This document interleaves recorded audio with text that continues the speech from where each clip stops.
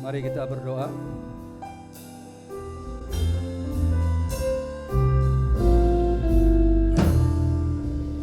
Terpujilah Engkau ya Tuhan, Allah di dalam nama Yesus Kristus, Allah yang menjadi tempat pengaduan akan setiap orang yang percaya kepada Tuhan. Terima kasih Tuhan untuk hari ini. Sedari tadi kami sudah bernyanyi bagi Tuhan. Biarlah Engkau senang mendengarkan setiap pujian penyembahan kami. Tibalah saatnya kami yang duduk tenang untuk mendengarkan sabda Tuhan lewat hamba. Tuhan memberkati setiap hati dan pikiran kami. Roh Kudus leluasa bekerja di hati kami di tempat ini. Terima kasih Bapa, kami siap untuk membaca dan mendengarkan firman Tuhan hanya di dalam nama Yesus Kristus. Amin. Ya. Shalom. Iya. Oh iya, lupa salam saya. Shalom Alahim. Lupa ya. Shalom Alahim. Iya, ketika saya tanya Shalom Alaihim, jawabnya wa alaihim Shalom. Cuman kadang-kadang seperti yang saya katakan minggu pertama kemarin, kita nggak alergi dengan kata wa alaihim karena akar katanya sama ya, satu kampung mereka. Ketika saya katakan Shalom, itu artinya hanya damai sejahtera. Tapi ketika saya katakan Shalom Alaihim, damai sejahtera bagimu, kemudian Bapak Ibu menjawab damai sejahtera juga bagimu. Kalau saya berkata Shalom, terus Bapak Ibu berkata damai sejahtera, terus Bapak Ibu jawab juga damai sejahtera. Tapi kurang lengkap ya. Shalom Alaihim, belum kompak. Shalom Alaihim. Iya. Baiklah, hati saya memang benar-benar sedang shalom. Kenapa? Saya mohon maaf kalau saya kemarin di WA Pak Gembala, Ras katanya kamu sakit. Saya mau jawab, iya bang, tapi sudah better, aku bilang gitu. Saya 4 hari Senin sampai Kamis hanya si Selina yang tahu, karena dia telepon aku. Awalnya sedikit sakit perut, tapi kemudian mual, pusingnya itu mungkin melebihi orang yang sedang vertigo. Sampai bumi ini berputar bukan 7 kali keliling, 8 kali keliling rasanya bumi ini berputar, sehingga 4 hari saya di rumah aja. 4 hari saya di rumah aja, dalam hati begini, coba saya kasih tahu didoain, pasti cepat sembuh gitu ya. Ini masih tentang doa ini gitu. Nah 2 hari ini saya sudah gak baikan, bahkan kemarin saya jalan-jalan ke BSD sama siapa rahasialah gitu. Saya sudah bisa bergerak, saya sudah bisa tidak seperti kemarin, karena aku pikir begini, ini sakit apa ya? Saya belum pernah beginian. Saya belum pernah merasakan sakit. Kalau diare oke lah, tapi ini diare, mual, pusing, kemudian badan sakit semua, kayak kena COVID 2-3 tahun yang lalu gitu. Tapi hari ini saya bisa berdiri untuk mengakhiri tema doa buat kita pada hari ini. Rasanya tadi Bung Sandi bilang dia bersuka cita, dia salam semua orang, tapi satu kata dia bilang ke aku, udah lo selamat berjuang katanya. Karena dia tahu saya deg-degan untuk menyampaikan ini, tapi hati saya senang. Ya, tema kita hari ini adalah kunci dari jawaban doa. Baiklah, kita buka Alkitab kita dari Matius pasal 7 ayat 7 sampai 11. Tema minggu pertama adalah apa itu doa. Kemudian minggu kedua, doa Bapa kami yang mengubah.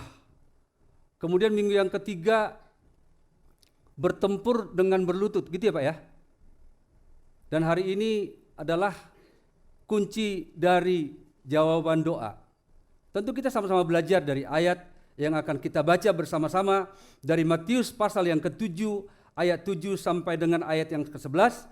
Saya baca judul perikopnya, kita langsung baca ayat 7 sampai 11 dengan tegas tapi tidak terburu-buru. Matius 7 ayat 7 sampai dengan 11, hal pengabulan doa, 3 ya. Mintalah maka akan diberikan kepadamu. Carilah maka kamu akan mendapat. Ketoklah maka pintu akan dibukakan bagimu. Sebab setiap orang yang meminta menerima, yang mencari mendapat, yang mengetuk baginya pintu dibukakan. Adakah seorang di antara kamu yang memberi batu kepada anaknya jika ia minta roti, atau memberi ular jika ia meminta ikan? Jadi jika kamu yang jahat tahu memberi pemberian yang baik kepada anak-anakmu, apalagi Bapamu yang di sorga, Ia akan memberikan yang baik kepada mereka yang meminta kepadanya. Itulah firman Tuhan buat kita pada pagi menjelang siang hari ini. Yesus berkata, yang berbahagia adalah kita yang sudah membaca firman Tuhan dan yang memeliharanya. Bapak Ibu, ketika anak kita ingin belajar, katakanlah belajar vokal, seperti anaknya Kak Jun, Winnie anaknya Pak Yosua, tentu kita akan cari orang yang ahli di bidangnya, betul ya? Macam Bung Domi tadi, macam Bung Minggus tadi, kalau digabungin namanya jadi Dominggus. Karena nama mereka sama. Kenapa kita harus serahkan kepada orang yang memang itu bidangnya? Karena mereka ahli, betul. Kalau anak saya cowok, saya akan leskan anak saya untuk belajar drum. Nggak usah jauh-jauh. Minimal ke si adik, maksimal ke si abang. Bung Sandy di sini. Kenapa? Jawabannya satu, karena mereka ahli di bidangnya, betul. Saya nggak mungkin sekolahkan anak saya les vokal dengan papanya, teriak, papanya ngomong fals, teriak aja baru suaranya pecah. Saya nggak mungkin. Jadi saya harus berikan anak saya ke ahlinya supaya nggak salah. Tapi Pak bayarnya mahal, nggak apa-apa. Ketika orang ada di tangan ahlinya, ketika ada orang di tangan yang sebenarnya, rasanya hati tenang, betul? Nah, hari ini Bapak Ibu Saudara terkasih, kita belajar dan dapat kunci langsung, bukan dari Mr. Key, apalagi kunci palsu, tidak. Tapi hari ini kita belajar dari sumbernya tentang bagaimana doa supaya dijawab Tuhan. Kita langsung belajar dari ahlinya, bukan apa kata orang, bukan kesaksian orang. Rasa-rasanya doa saya diterima, lantas kita percaya sama orang tersebut. Tidak. Tapi kita langsung diajari oleh sang kunci, yaitu Yesus. Nah, karena kita langsung belajar dari Yesus, harusnya nih Bapak Ibu, karena kita belajar langsung dari Yesus, harusnya kita hakul yakin. Harusnya kita hakul yakin melebihi keyakinan kita saat anak kita diajari oleh ahlinya. Harusnya kita lebih tenang saat kita diajari oleh sang sumber, yaitu Yesus Kristus. Sebelum kita lanjut tentang Matius pasal 7 ayat 7 ini, kita mundur beberapa pasal. Yaitu pasal 4, bahwa ketika Yesus memulai pelayanannya, pertama kali dalam pasal 4 ia dicobai oleh iblis. Kemudian Yesus menang, lalu ia memilih ke-12 para murid, lalu ia melayani. Kamu bisa buka dalam Matius 4 ayat 24 sampai ayat 25, kemana saja Yesus melayani. Matius 4 ayat 24 sampai dengan ayat yang ke-25, baru nanti kita lihat petanya. Maka tersiarlah berita tentang dia di seluruh Syria, dan dibawalah kepadanya semua orang yang buruk keadaannya, yang menderita berbagai penyakit dan sengsara, yang kerasukan, yang sakit ayan, dan yang lumpuh. Lalu Yesus menyembuhkan mereka. Ayat 25, maka orang banyak berbondong-bondong mengikuti dia. Mereka datang dari Galilea dan dari Dekapolis, dari Yerusalem dan dari Yudea, dan dari seberang Yordan. Inilah orang-orang yang berbondong-bondong mengikuti Yesus. Bet, bisa tampilkan petanya? Tadi ayat 24, bisa digedein? Ayat 24 itu Yesus namanya sudah tersiar di Syria. Syria itu kalau kita baca dia ada di utara. Memang Yesus memulai pelayanannya di Galilea.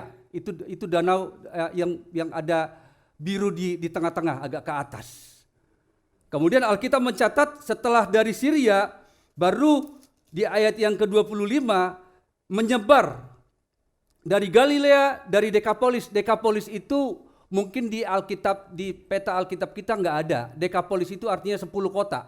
Deka artinya 10, polis itu kota. Gitu. Jadi di Alkitab kita hanya ada 10 kota. Bahkan Yesus melayani kemana? Yerusalem, Yudea, dan di seberang Yordan. Bisa kita bayangkan, ada tempat dari utara ke selatan, ada tempat dari dari barat ke timur. Inilah orang-orang yang berbondong-bondong untuk mendengar Yesus mengajar, untuk mendengar Yesus memberitakan kabar baik, untuk melihat mujizat-mujizat yang Yesus telah buat kepada banyak orang. Biasanya Bapak Ibu, Yesus membuat mujizat itu tidak tanpa tujuan. Setelah orang berbondong-bondong mengikuti Yesus, barulah kita mulai masuk ke salah satu tema yang sangat terkenal, yaitu khotbah di bukit. Dari pasal 5 sampai dengan pasal 7. Bapak Ibu bisa buka pasal 5, pasal 7. Kalimat yang pertama berkata begini. Pasal 5 ayat 1. Ketika Yesus melihat orang banyak itu, ini kesempatan buat Yesus. Kesempatan buat apa? Untuk meluruskan cara pandang. Untuk meluruskan paradigma orang yang salah tentang banyak hal. Untuk meluruskan cara pandang orang yang tidak tepat tentang ajaran Kristus. Saya baca. Ketika Yesus melihat orang banyak itu, naiklah ia ke atas bukit. Dan setelah ia duduk, datanglah murid-muridnya kepadanya. Maka Yesus pun mulai berbicara dan mengajar mereka, katanya. Jadi Yesus ingin merubah cara pandang atau paradigma orang pada saat itu tentang apa? Yang pertama tentang kebahagiaan. Orang mungkin berkata siapa yang punya ini dan punya itu akan berbahagia. Siapa yang bisa jalan-jalan akan berbahagia. Tapi apa kata Yesus tentang kebahagiaan? Ayat 3. Berbahagialah orang yang miskin di hadapan Allah. Mungkin orang yang mendengar pada saat itu berbisik, yang benar masa orang miskin berbahagia? Ayat 4, berbahagialah orang yang berduka cita. Yang benar, saya baru berduka cita, gimana mau berbahagia? Berbahagialah orang yang lemah lembut karena mereka akan memiliki bumi. Saya lemah lembut dibully orang, bagaimana mau berbahagia? Mereka penasaran, kita dengar lagi ya. Lalu Yesus ingin meluruskan cara pandang mereka tentang Yesus dan hukum Taurat. Setelah perikop yang tadi itu. Kalau menurut dunia kata Yesus, menurut hukum Taurat kata Yesus, kasihilah musuhmu dan bencilah, kasihilah samamu dan bencilah musuhmu. Oh iya, memang benar seperti itu. Mungkin itu tanggapan banyak orang. Tapi aku berkata kepadamu. Jadi Yesus ingin meluruskan cara pandang banyak orang. Tapi aku berkata kepadamu, kasihilah musuhmu dan berdoalah bagi orang yang menganiaya kamu. Mungkin orang banyak mendengar, yang benar Tuhan mengasihi musuh, berdoa bagi orang yang menganiaya saya, boro-boro. Saya aja gak pernah doain saya, apalagi doain musuh. Saya doain sih biar mampus. Gak mungkin Tuhan, gak mungkin. Nah Yesus merubah cara pandang banyak orang tentang hal memberi sedekah, tentang berdoa. Kalau kamu berdoa jangan seperti orang-orang itu, lihat. Pasal 6 ayat yang kelima. Mereka berdiri di tikungan, mereka berdiri di bukit-bukit. Supaya orang memuji mereka. Tapi kalau kamu berdoa, Matius 6 ayat 6, Yesus katakan begini. Kalau kamu berdoa, ingat. Masuk ke kamarmu. Kemudian kunci. Oh jadi berdoa yang benar seperti itu ya? Iya. Paradigma orang dirubah. Termasuk kita sampai ke nats kita hari ini. Yesus harus meluruskan cara pandang banyak orang tentang pengabulan doa. Supaya apa? Supaya gak keliru. Supaya apa? Supaya kita gak bersungguh-sungguh, Tuhan kenapa doaku gak dijawab? Kenapa doaku gak dijawab? Karena kerap ketika doa kita tidak dijawab oleh Tuhan, maka yang terjadi apa? Saya sudah berdoa supaya ekonomi saya dipulihkan, tapi kenyataannya tetap seperti ini. Selama ini saya sudah berdoa tentang orang tua saya yang sakit, bahkan lebih dari 3 kali saya berdoa. Tapi apa yang terjadi? Sembuh enggak, meninggal iya. Saya sudah berdoa supaya suami saya rajin ke gereja. Saya sudah berdoa supaya istri saya berbicara lemah lembut. Saya sudah berdoa supaya anak saya dengar-dengaran kepada orang tua. Tapi apa yang terjadi? Jauh dari harapan. Jika begini jawaban doa kita, maka respon yang ada biasanya kita berharap antara tidak berharap dan berharap. Kalau begini respon doa, kalau begini jawaban doa kita, maka berdoa enggak, tapi berharap ya. Misalnya Tuhan selalu memberikan jawaban doa kita di sebuah kamar. Setiap kita berdoa, kita ingin melihat bahwa Tuhan selalu jawab doa saya di kamar. Doa enggak, tapi kita masih penasaran, dijawab Tuhan enggak ya? Ada enggak jawaban Tuhan? Lu enggak berdoa, tapi masih berharap. Kalau begitu buat apa berdoa? Rasanya sia-sia. Buat apa berdoa? Rasanya buang waktu. Buat apa berdoa? Atau juga keadaan gak ada berubah, akhirnya menyerah. Apakah seperti ini yang Tuhan inginkan? Lalu pertanyaannya, bagaimana respon kita sebenarnya tentang jawaban doa? Bagaimana sebenarnya tentang kunci doa? Enggak jauh-jauh. Mari kita baca kembali Matius 7 ayat 7. Saya baca buat kita. Matius 7 ayat 7. Mintalah, maka akan diberikan kepadamu. Carilah, maka kamu akan mendapat. Ketoklah, maka pintu akan dibukakan bagimu. Karena setiap orang yang meminta menerima, dan setiap orang yang mencari mendapat, dan setiap orang yang mengetok baginya pintu dibukakan. Bapak Ibu, saat kita berdoa, itu bukan saja melakukan perintahnya Tuhan. Karena ini perintah lo berdoa. Ingat, mintalah kata Tuhan. Bahkan di ayat lain berkata, mintalah apa saja, berarti perintah. Jadi doa itu saat kita berdoa tidak saja melakukan perintahnya Tuhan, tapi kita sedang menghormati Tuhan, kita sedang mengakui keberadaan Tuhan, kita sedang menyanjung Tuhan. Bukan saja seperti apa yang kita dengar 2 minggu lalu dari Pak Gembala, bahwa ketika berdoa tidak hanya saja menyanjung nama Tuhan, menghormati nama Tuhan seperti dikuduskanlah namamu, karena engkau yang punya kerajaan, engkau yang punya kuasa, engkau yang punya kemuliaan sampai selama-lamanya. Tidak. Bahwa menghormati dan menyanjung Tuhan itu juga berlaku ketika kita sedang menaikkan doa permohonan. Loh kok bisa? Kalau begitu aku minta-minta aja terus kepada Tuhan. Iya, emang begitu. Kenapa? Karena saat kita menaikkan doa permohonan kepada Tuhan, itu sebenarnya kita sedang mengakui akan kuasa Tuhan.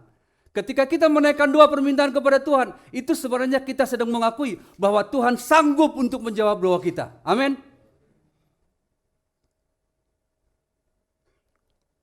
Oh, jadi Tuhan tersanjung dengan permintaan kita, tersanjung. Bapak Ibu, di Amerika itu pekerjaan yang multifungsi adalah pemadam kebakaran, betul? Jadi pemadam kebakaran itu ketika ditelepon gak hanya ada kebakaran, enggak. Di Amerika itu kucing nyangkut di pohon juga pemadam kebakaran yang dipanggil, betul? Anjing masuk got, pemadam kebakaran yang dipanggil, betul? Di genteng ada ular, pemadam kebakaran yang dipanggil, betul? Dalam hal ini tersanjung gak pemadam kebakaran? Tugas mereka tidak hanya memadamkan api, tapi hal-hal kecil pun mereka lakukan. Apalagi ketika kita mengadu kepada Tuhan. Mintalah, carilah, ketoklah. Tapi bukan berarti tugas kita hanya meminta, tidak. Tapi esensi dari doa itu harus tercipta, yaitu adanya relasi antara saya, adanya relasi antara Bapak Ibu dengan Tuhan. Nggak perlu meminta juga, Tuhan tahu. Tapi bagaimana lewat doa kita itu tercipta relasi yang intim antara Tuhan dengan kita. Seperti Pak Gembala sama Bu Gembala nih. Mereka nggak perlu teriak-teriak. Cukup hati yang ngomong, udah nyambung.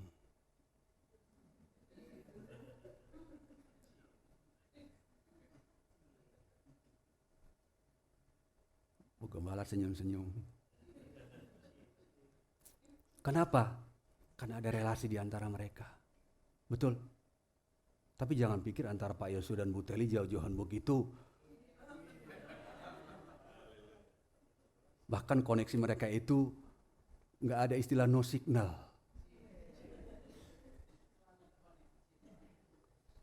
Pak Yosua baru telepati dengan Bu Teli. Betul nggak mah? Bu Teli jawab iya gitu loh. Bang Tobing juga, selamat datang Bang Tobing. Berdiri boleh Bang? Berdiri. Iya, Bang Tobing ini temannya adiknya Pak Carlos. Ya silakan duduk. Dia dari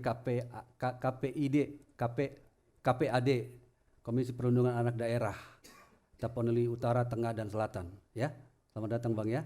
Dia juga hamba Tuhan. Jadi esensi dari doa itu tidak hanya sekedar minta, cari, ketok, tapi terjalinnya relasi antara Tuhan. Bayangkan Bapak Ibu, bayangkan Yesus sebenarnya kasih contoh, tapi nanti kita sampai ke sana. Tapi kalau kita dengan anak kita nggak ada relasi, anak hanya butuhnya aja minta, betul? Pak minta apa? Besoknya kalau dia lagi ada, kuotanya lagi ada, uangnya lagi ada, nggak minta tuh boro-boro nyapa juga dari pagi sampai malam udah ketemu di meja makan boro-boro. Nggak ada relasi. Tapi kalau relasi udah terjamin nih, udah terjalin nih, gitu, wah, anak kasih kode aja udah ketahuan.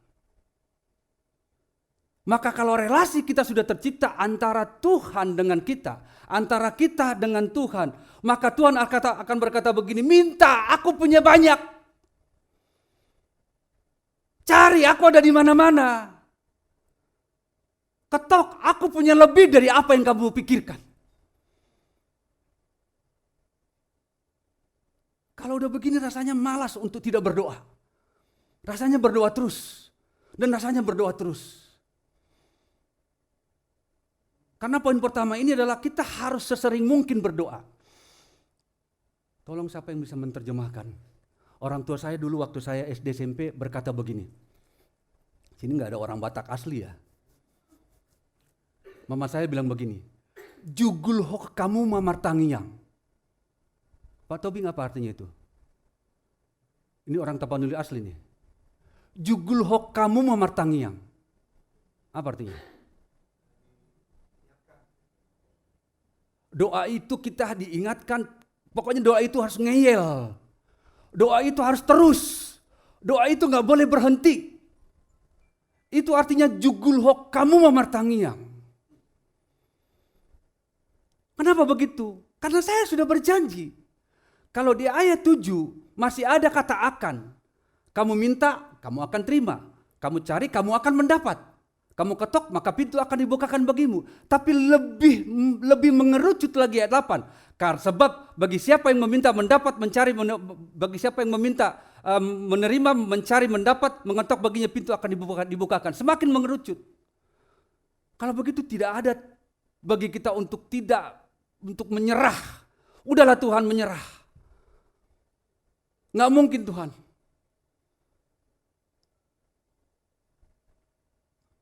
Kalau begitu Pak Pendeta, kalau Tuhan berjanji akan menjawab segala doa kita, bagaimana dengan jawaban doa yang belum diterima atau tidak diterima? Jawaban doa ada 3. Saya ada berikan beberapa contoh di sini. Yang pertama jawaban doa yang diterima itu Hana. Hana ketika berdoa tahun depan ia punya anak Samuel. Betul, saya ingat ya. Kemudian Elia berdoa karena ia akan ditangkap. Dalam 2 Raja-Raja 1 ayat 12, Elia berdoa, pertama kali berdoa, lantas api turun dari surga membakar 50 pasukan. Kemudian raja kirim lagi untuk menangkap dia berdoa, kemudian api turun untuk membakar ke-50 orang itu. Kemudian apa doa Elia yang paling top chair? Masih kita ingat?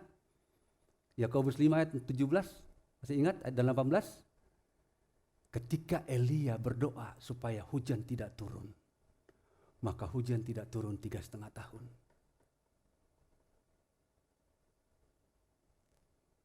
Rasanya kita harus berdoa supaya hujan turun tanpa rekayasa. Karena 3-4 hari yang lalu itu hujan rekayasa. Coba kita berdoa. Kamu doakan dengan yakin, maka hujan bisa turun. Saya harus bilang di Jabodetabek, karena sebagian masih ada tinggal di pinggiran. Kalau saya nyebut Jakarta berdoa, kasihan orang yang tinggal di BSD nggak kena hujan. Betul. Kemudian siapa lagi? Kisah para Rasul 4, 29, 31 itu mereka para rasul berdoa, Tuhan berikan kami keberanian untuk memberitakan firman Tuhan. Berikan kami keberanian untuk memberitakan firman Tuhan. Saat itu roh keberanian diberikan kepada mereka. Itu jawaban doa yang langsung dijawab Tuhan. Kemudian jawaban doa tunggu. Salah satu peristiwa bersejarah, yaitu dalam Yohanes pasal 11. Alkitab mencatat Lazarus mati. Kemudian Marta dan Maria, Tuhan tolong Tuhan, saudara kami mau mati udah sakit keras. Tolong Tuhan, tolong Tuhan. Kamonci bisa tampilkan, saya tadi lupa. Yohanes 11 ayat 4 dan 6. Tolong Tuhan, saudara saya mati, mau mati, tolong Tuhan, tolong Tuhan. Tapi apa kata ayat 6 dari Yohanes pasal 11? Bisa Kamonci tampilkan?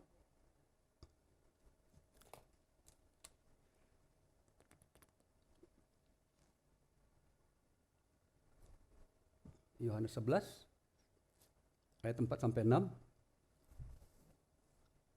Naik Kak, naik. Ayat 4 sampai 6. Maaf ya, sebentar. Yohanes 11 ayat 4 sampai 6. Ya. Ketika Yesus mendengar kabar itu, ia berkata, penyakit itu tidak akan bawa kematian, tetapi akan menyatakan kemuliaan Allah, sebab oleh penyakit itu anak Allah akan dimuliakan. Ayat 5. Yesus memang mengasihi Marta dan kakaknya Lazarus. Baru ini. Dan setelah didengarnya bahwa Lazarus sakit, ini Yesus iseng nih. Kita berkata apa? Ia sengaja. Berapa lama lagi? 2 hari loh. Yesus sengaja tinggal 2 hari. Tapi Marta dan Maria lupa ayat keempatnya. Dan cerita selanjutnya, setelah 2 hari ini, baru Yesus datang. Kira-kira Marta dan Maria dalam hati berkata begini, mau datang apa lagi Tuhan? Itu mayatnya udah berbau, udah 4 hari. Mau datang apa lagi? Tapi Marta dan Maria lupa. Sebab kalau Yesus menyembuhkan sakit itu biasa. Tetapi ayat ini menjadi kesaksian kita sebagai orang percaya. Kita bangga punya Tuhan. Bahwa Tuhan kita tidak hanya berkuasa tentang penyakit. Tapi Tuhan kita juga berkuasa atas maut, amin. Kalau waktu Lazarus sakit saya sembuhkan itu biasa. Tapi biar dunia tahu. Saya bisa membangkitkan Lazarus. Tapi tunggu Bapak Ibu. Seandainya sudah sebulan, 2 bulan doa kita belum dijawab. Tunggu, sabar. Saya punya banyak.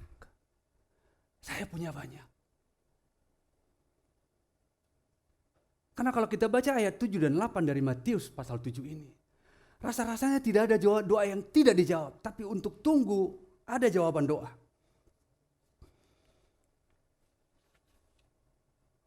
Tapi Pak belum, sabar. Karena Tuhan yang lebih tahu apa yang kita butuhkan daripada kita sendiri. Yuk kita bersabar.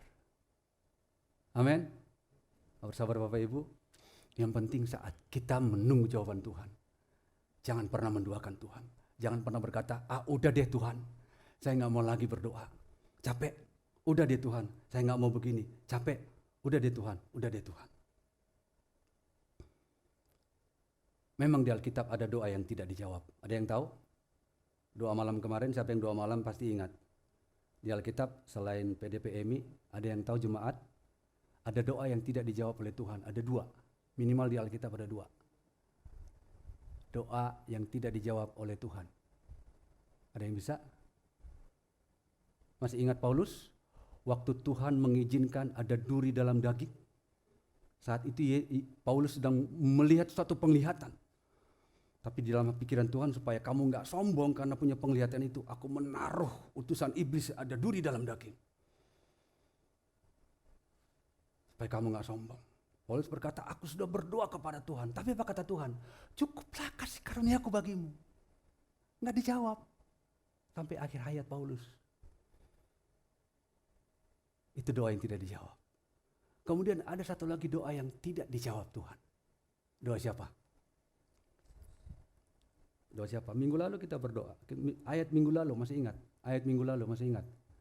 Dari Matius 26 ayat 4. Masih ingat? Doa yang tidak dijawab. Doanya begini. Dalam kesakitan. Ya Tuhan, kalau bolehlah kiranya angkatlah cawan ini. Masih ingat? Itu doa siapa? Dijawab?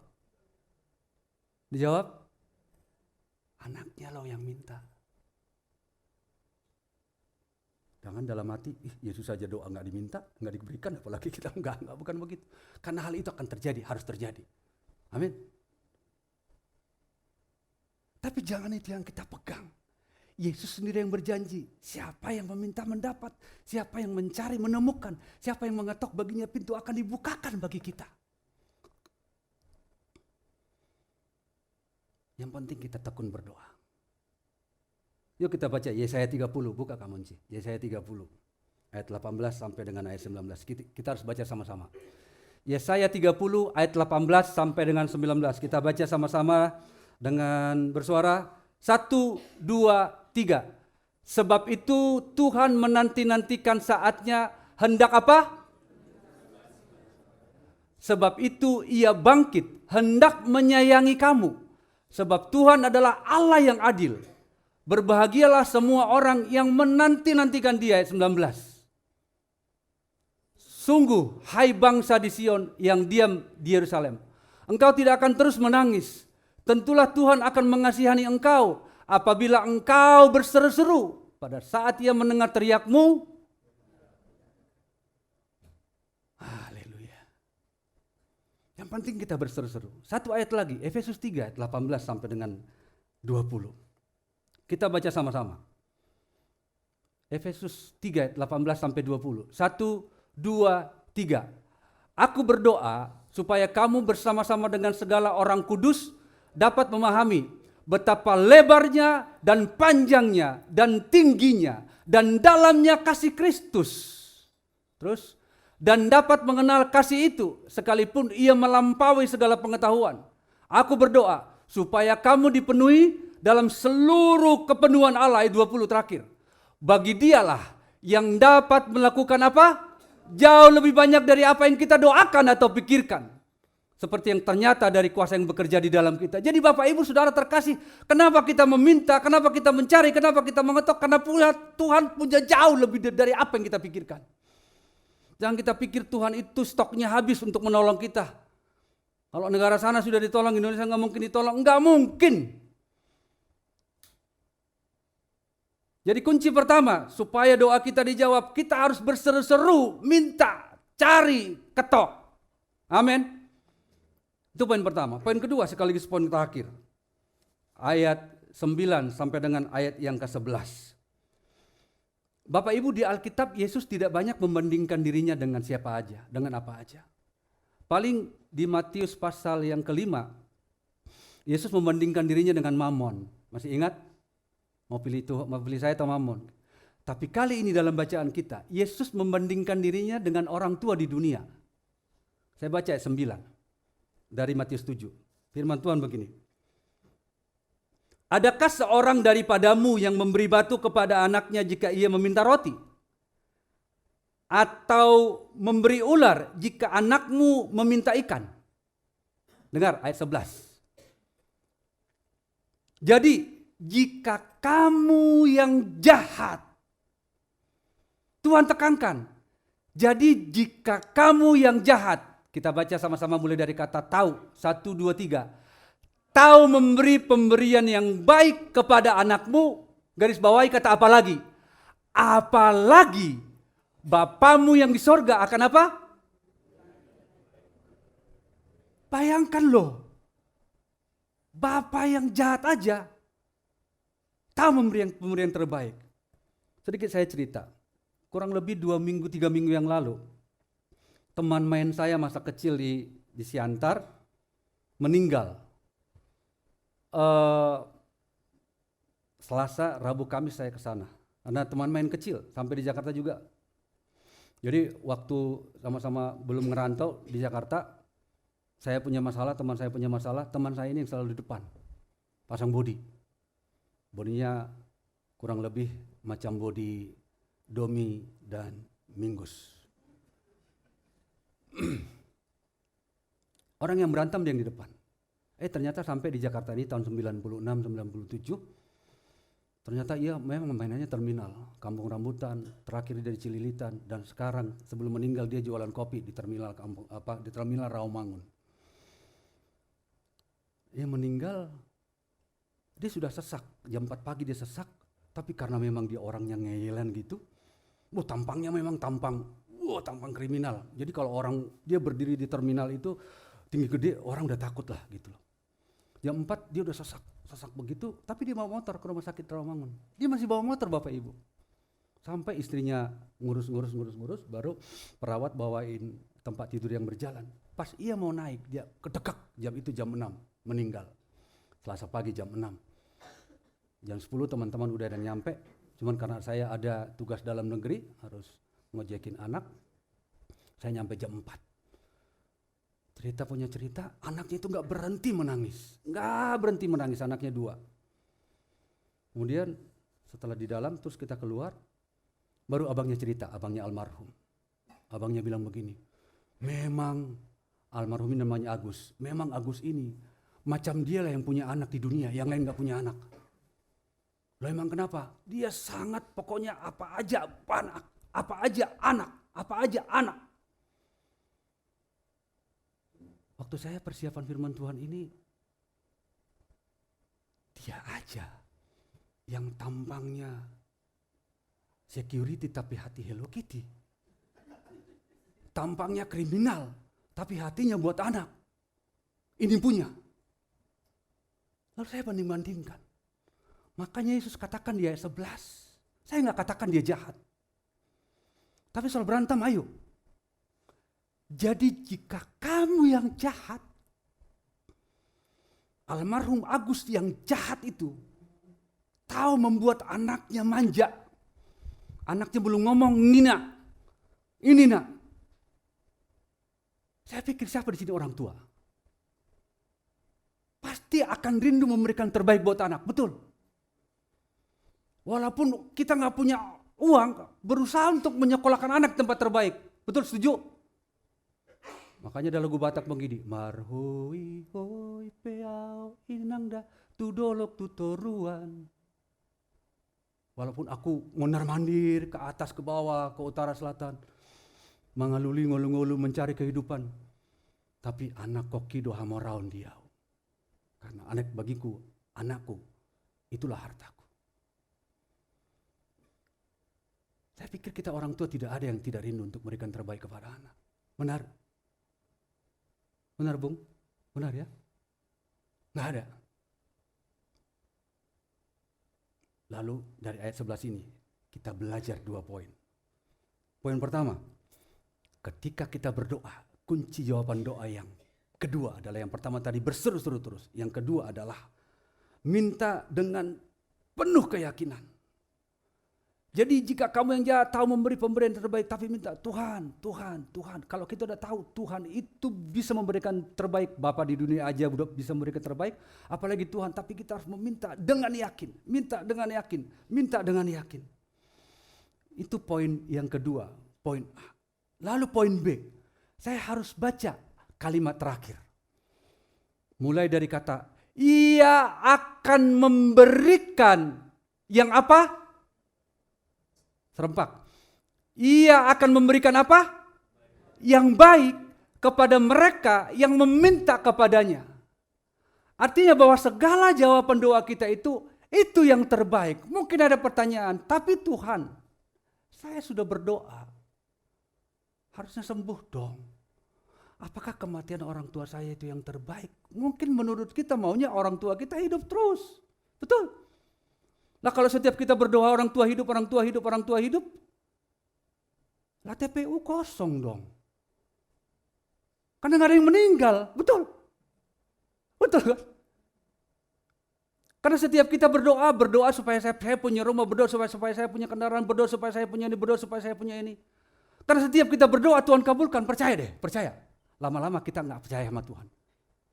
Gampang, nggak usah jaga kesehatan, ugal-ugalan saja. Karena ketika nanti saya kecelakaan, tabrakan dengan truk, saya berdoa, walaupun udah patah-patah nih, saya berdoa, Tuhan pulihkan tubuhku, dipulihkan Tuhan. Kita berdoa, makan segala macam makanan, yang lemak-lemak, makan, kita makan. Nanti begitu udah sesak kita berdoa, Tuhan sembuhkan sakitku, sembuh. Lama-lama kita nggak menghargai kasih karunia Tuhan.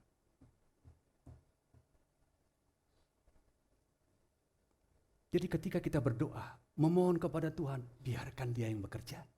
Biarkan Dia yang punya jawaban. Sepakat? Sekali lagi, ketika kita berdoa kepada Tuhan, biarkan Dia yang bekerja.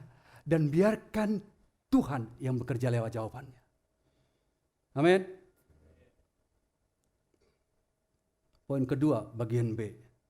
Tuhan selalu memberikan yang terbaik, tapi sesuai caranya Tuhan. Tapi Pak, sampai saat ini belum loh. minta terus, cari terus, ketok terus. Sampai kapan? Berseru terus. Sampai kapan? Minta terus. Sampai kapan? Minta terus. Bagi Tuhan gak ada kata, nah belum punya nah. Mungkin kita sama anak gitu ya. Nah belum punya nah. Gitu loh.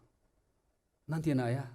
Tapi mah hari Senin saya udah harus ujian, teman-teman saya sudah punya kartu ujian. Betul.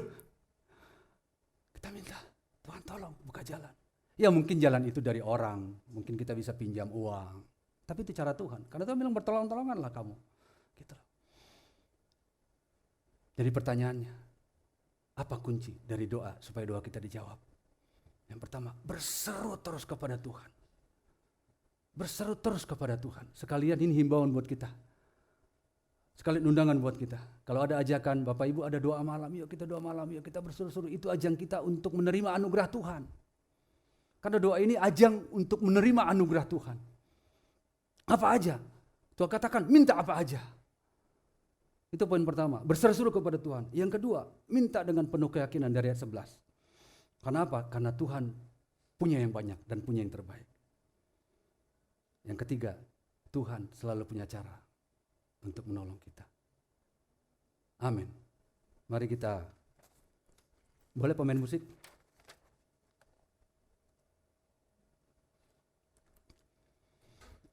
Kita bernyanyi, musim akan selalu berganti.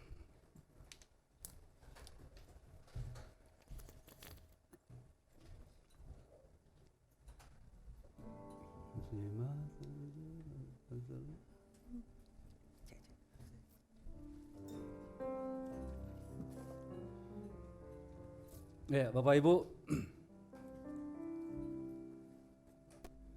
tentu dalam hidup ini enggak cuma satu musim ya. Musim bahagia terus. Musim sengsara doa enggak dijawab-jawab, musim sengsara terus enggak. Roda pasti berputar. Kadang kita di atas, kadang di bawah. Enggak selalu. Tapi Tuhan punya cara untuk menolong kita. Amin. Sebelum kita berdoa, kita angkat pujian ini. Musim akan selalu berganti.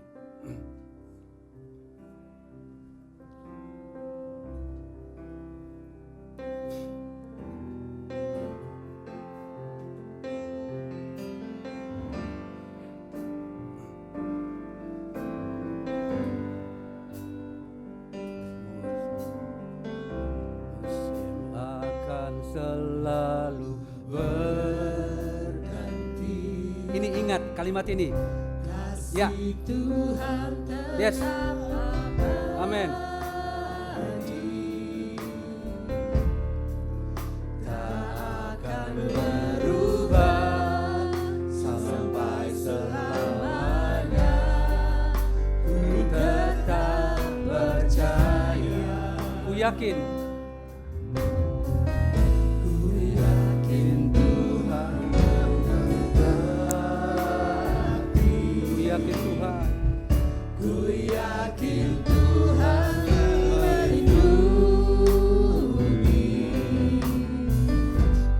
Yuk berdiri yuk. Burung di udara, Tuhan pelihara karena kasih-Nya. Katakan Tuhan selalu menolong. Tuhan selalu menolongku. Selalu menjagaku. Sehelai di rambutku tak akan terjatuh tanpa seizin-Mu. Tuhan selalu menolongku, selalu menjagaku.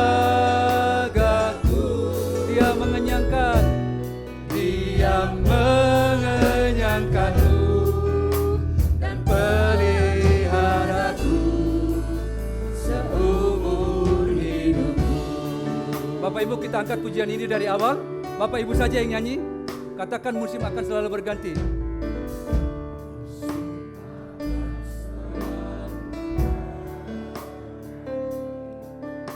Ini yang harus kita ingat.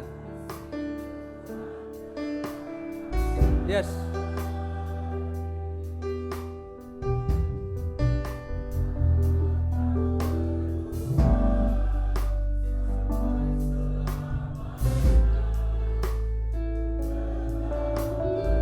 Yuk sama-sama yuk, bait yang kedua. Ku yakin Tuhan. Ku yakin Tuhan memberkati. Ku yakin Tuhan melindungi. Burung di udara Tuhan pelihara karena kasih-Nya. Katakan Tuhan selalu menolong. Tuhan selalu menolongku, selalu menjagaku, sehelai di rambutku tak akan terjatuh tanpa seizin-Mu. Tuhan selalu menolongku, selalu menjagaku. Dia mengenyangkanku dan memeliharaku. Sekali lagi ya, Tuhan selalu. Tuhan selalu menolongku, selalu menjagaku, sehelai di rambutku tak akan terjatuh tanpa seizin-Mu. Tuhan selalu menolongku, selalu menjagaku. Dia mengenyangkanku dan memeliharaku seumur hidup. Dia mengenyangkanku. Dia mengenyangkanku dan memeliharaku seumur. Sekali lagi, Dia mengenyangkanku. Dia mengenyangkanku dan memeliharaku. Sampai kapan, saudaraku? Seumur hidupku. Haleluya.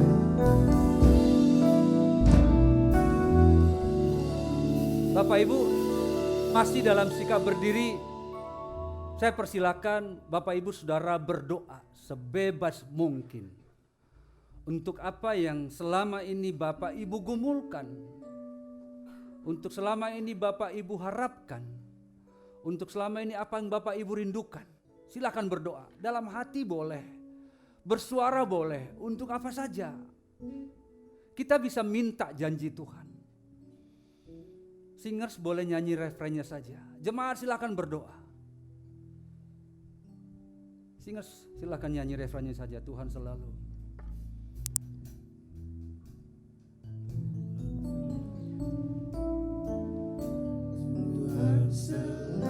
Mari Bapak Ibu, naikkan doamu kepada Tuhan. Tuhan bilang minta apa aja. Tuhan bilang cari. Tuhan bilang ketok.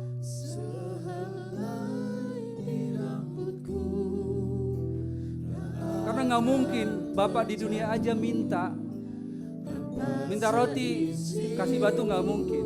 Minta ikan, kasih ular nggak mungkin. Minta apa aja saudara.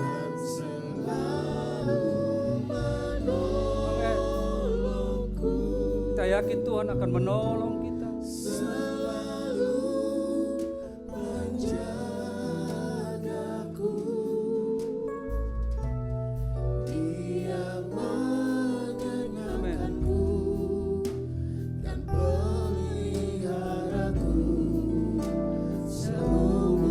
Sekali lagi, sehingga silakan bernyanyi. Bapak Ibu tetap berdoa. Tuhan selalu menolongku.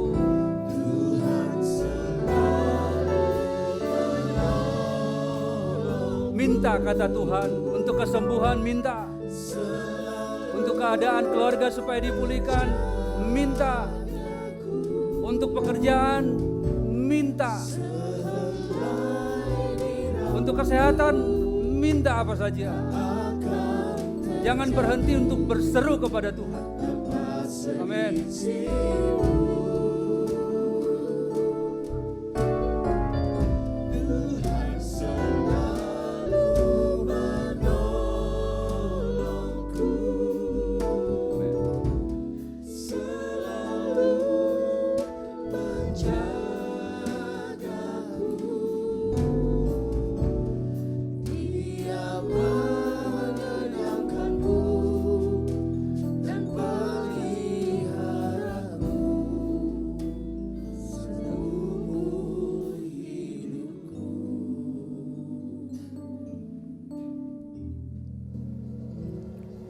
Kita berdoa.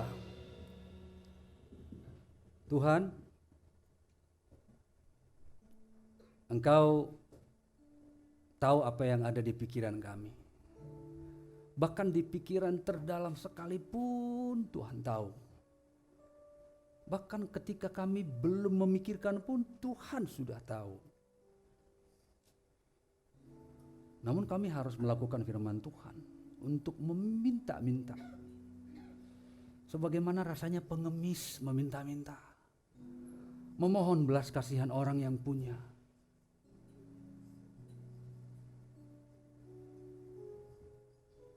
Karena kami tahu Tuhan, Engkau tidak hanya sanggup, tapi sangat sanggup.